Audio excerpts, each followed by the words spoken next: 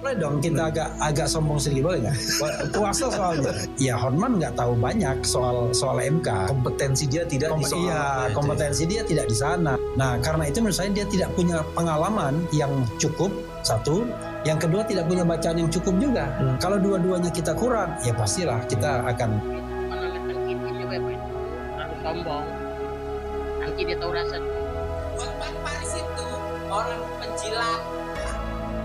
Ya, oke teman-teman, selamat datang kembali di channel ini. Hotman Paris kena serangan dari Refli Harun. Refli Harun mengatakan bahwa Hotman Paris tidak ada pengalaman di Mahkamah Konstitusi. Ya, karena pengalaman Hotman itu hanya pada seperti kasus-kasus penceraian dan juga tindakan-tindakan korupsi. Tetapi di Mahkamah Konstitusi di sengketa Pilpres tidak ada pengalaman Hotman, ya. Sedangkan Refli Harun ini tahu semuanya bahwa dia adalah ahli tata hukum negara. Ya, karena kita tahu teman-teman bahwa Hotman Paris mengatakan di dalam gugatan kubu 01 mengatakan bahwa gugatan 90% gugatan kubu 01 ini hanya ngoceh-ngoceh doang, sehingga Hotman Paris kena serangan dari Refli Harun. Nah teman-teman, kita lihat ya apa yang disampaikan oleh Refli Harun. Pokoknya ada satu, bansos adalah sah dan oleh karenanya jawaban kamu permohonan ganya ngoceh lagi, ngoceh dan cengeng. Setelah kita selesai membacakan presentasi, ada yang bilang itu cuma narasi-narasi aja.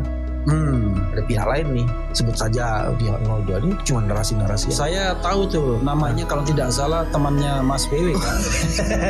Kaligis kalau nggak salah. Bukan, Hotman. Oh, Hotman. Tapi Oci Kaligis, Oci Kaligis mengatakan nggak yakin bakal diterima oleh MK dan lain sebagainya. Jadi boleh dong kita agak sombong sedikit, boleh nggak? Puasa soalnya. Bukan sombong, kita menunjukkan menunjukkan bahwa kita kompeten di bidang itu ya. Jadi kalau kan kita hormati ya rekan sesama profesi ya. Dan saya pun cuma di MK aja kan, nggak di yang lain-lain saya nggak pernah. Refli lebih membangun core kompetensinya di MK ya selama ini. Oke. Jadi menurut saya memang ya Hotman nggak tahu banyak soal MK. Kompetensi dia tidak di soal. Iya, kompetensi dia tidak di sana. Kalau mungkin masalah perdata, kepailitan terutama, mungkin juga pidana, ya mungkin dia punya banyak pengalaman. Tapi untuk sengketa Pilpres, saya tidak pernah melihat Hotman misalnya pernah masuk di salah satu tim sejak 2004. Mungkin correct me if I'm wrong ya kan. Nah karena itu menurut saya dia tidak punya pengalaman yang cukup, satu. Yang kedua tidak punya bacaan yang cukup juga. Karena ini kan hukum tata negara soalnya. Dan pengalaman di sektor ini juga ya. Iya, jadi kalau kan kedua pengetahuan itu didapat dari bacaan dan dari pengalaman.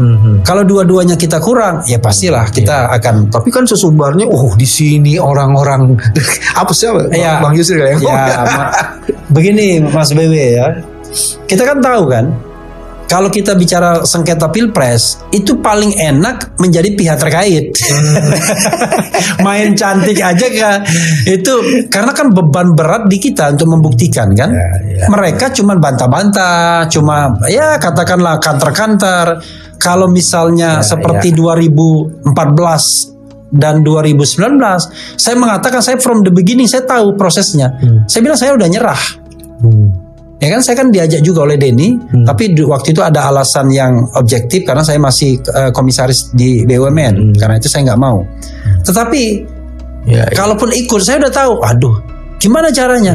Anda bikin permohonan cuma beberapa hari menjelang penutupan, mati kita. Dan nggak dikasih amunisi itu alat bukti yang dipakai dasar itu. Iya, beda sama sekarang kan. Sekarang ada waktu cukup lama.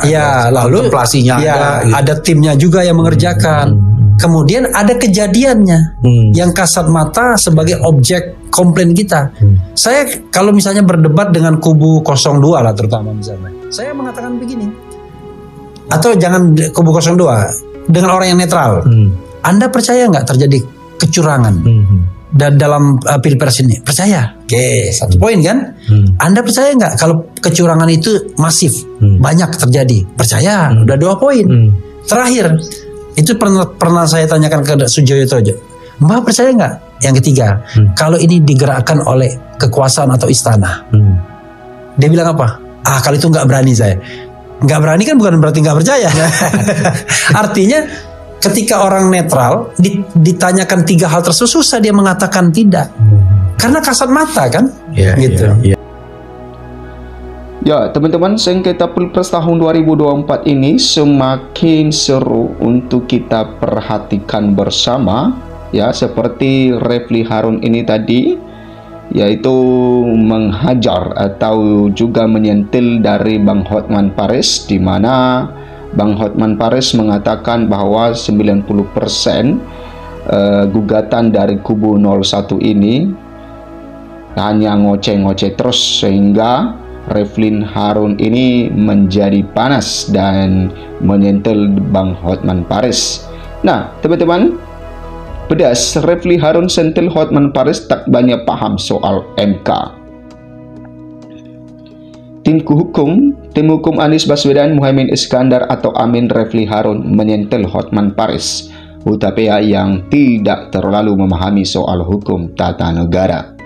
Hal itu diungkapkan dalam kanal YouTube milik Bambang Wijayanto yang dikutip pada Kamis 28 Maret 2024. Jadi menurut saya memang tidak tahu banyak soal MK, Mahkamah Konstitusi, kompetensi dia tidak di sana. Kalau mungkin masalah perdata, kepailitan, terutama mungkin juga pidana, ujarnya. Nah, teman-teman, ya, Refli Harun meyakini bahwa Hotman Paris ya tidak banyak tahu soal tentang MK, ya, karena Refli Harun ini kita tahu bahwa dia adalah ahli hukum tata negara dan dia bermain di MK, sehingga dia tahu bagaimana kompetensi dan juga kemampuan dari Hotman Paris, ya, karena Refli Harun mengatakan bahwa Hotman Paris hanya ada di seperti masalah-masalah perdata, ya, seperti penceraian, ya, di situ ya ada Hotman Paris. Tetapi di MK tidak banyak tahu. Itu menurut dari Refli Harun. Ya, dia mengakui Hotman punya banyak pengalaman di bidang hukum pidana. Soal sengketa pemilu, pengacara kondang tersebut dinilai belum terlalu banyak. Ya, saya tidak pernah melihat Hotman misalnya masuk di salah satu tim sejak 2004. Correct me if I'm wrong, katanya lagi. Refli Harun juga meragukan Hotman Paris belum terlalu banyak bacaan mengenai hukum tata negara. Nah, teman-teman, Refli Harun ini juga menyampaikan bahwa Hotman Paris tidak banyak bacaan mengenai hukum tata negara, sehingga dia mengatakan bahwa Hotman Paris ya hanya tidak terlalu berpengalaman di Mahkamah Konstitusi, ya. Menurut saya tidak punya pengalaman yang cukup satu. Yang kedua, tidak punya banyak bacaan yang cukup karena ini hukum tata negara. Jadi dua pengetahuan itu didapat dari bacaan dan dari pengalaman. Kalau dua-duanya kita kurang, ya pastilah bebernya. Hotman Paris dan Refli Harun dalam gugatan Pilpres di MK atau Mahkamah Konstitusi berhadapan-hadapan. Refli berada di kubu Amin, sedangkan Hotman Paris ada di Capres dan Cawapres Prabowo Gibran. Sedangkan Refli Harun menyindir paling enak memang berada di pihak terkait dalam sengketa Pilpres. Paling enak menjadi pihak terkait, main cantik aja karena beban berat di kita untuk membuktikan. Mereka kan hanya bantah-bantah, katanya. Nah, teman-teman, ya sangat-sangat seru ya teman-teman dari sengketa Pilpres tahun 2024 ini, dan ini sedang berlanjut dan terus kita memantau melihat bagaimana dengan perkembangan ya gugatan-gugatan yang dilayangkan oleh pihak 01 dan juga 03. Oke, di sini dikatakan Desa Cileuksa jadi sorotan sidang sengketa Pilpres. Sosok ini punya pengaruh besar. Nah, ada apa dengan ini, teman-teman? Oke.